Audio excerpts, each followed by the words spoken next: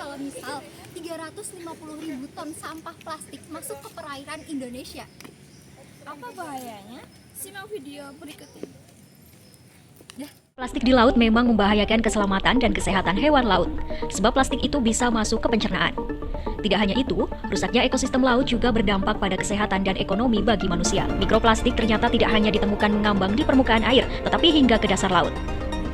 Apabila mikroplastik mencemari ekosistem laut, maka ada kemungkinan untuk mencemari rantai makanan yang melibatkan manusia. Sementara itu, dari sisi ekonomi, sebuah studi memperkirakan biaya ekonomi tahunan untuk menanggulangi sampah plastik laut diperkirakan antara 6 sampai 19 miliar dolar. Segala upaya bioremediasi perlu dilakukan. Salah satunya dengan teknologi berbasis kajian molekuler, yakni Small Molecular In Situ Resin Capture atau SMIR. Mikroplastik? Oke, plastik. Kita semua sudah tahu benda yang sering kita gunakan dalam kehidupan ini. Mikroplastik adalah sampah plastik yang berukuran lebih kecil dari 5 mm yang terbagi menjadi dua jenis, yaitu mikroplastik primer dan mikroplastik sekunder. Mikroplastik sangat berbahaya bagi organisme hidup dan ditemukan di dalam organisme hidup, terutama biota laut. Mikroplastik dikonsumsi oleh berbagai macam organisme laut, seperti organisme filter feeder, invertebrata, ikan, mamalia, dan burung, sehingga berpotensi mengganggu rantai makanan. Mikroplastik ada di dalam tubuh organisme menyebabkan gangguan endokrin, kematian, tertunda ovulasi, dan stres. Telah banyak penelitian yang menemukan mikroorganisme pendegradasi mikroplastik di lingkungan perairan. Mikroba tersebut memiliki enzim potensial pendegradasi mikroplastik. Contohnya bakteri Streptomys scabies yang memiliki enzim subrinase dan Bacillus thuringiensis albus yang memiliki enzim triacylglycerol esterase.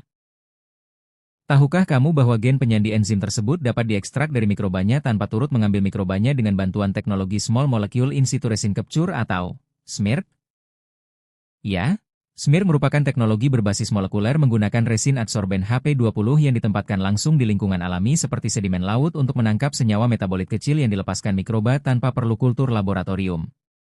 Resin ini mengadsorpsi berbagai senyawa dengan beragam polaritas dan struktur kimia, yang kemudian diekstraksi menggunakan pelarut organik setelah penempatan selama 2-8 hari.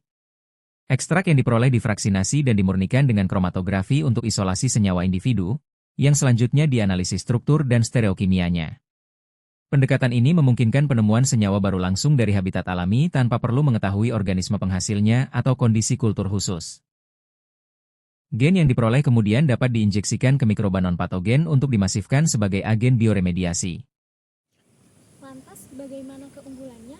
Potensi risiko dan tantangannya. Unggulan metode SMIRC 1. Dapat menangkap senyawa dari berbagai makhluk hidup seperti bakteri, fitoplankton, dan invertebrata. 2. Dapat digunakan untuk mendeteksi produk mikroba yang diketahui dalam sedimen laut. 3. Menunjukkan pendekatan yang unik dan tidak dimiliki metode lainnya. SMIRC dapat digunakan untuk mengisolasi produk alami langsung dari alam dalam jumlah yang cukup untuk menjelaskan struktur berbasis NMR dan pengujian biologis.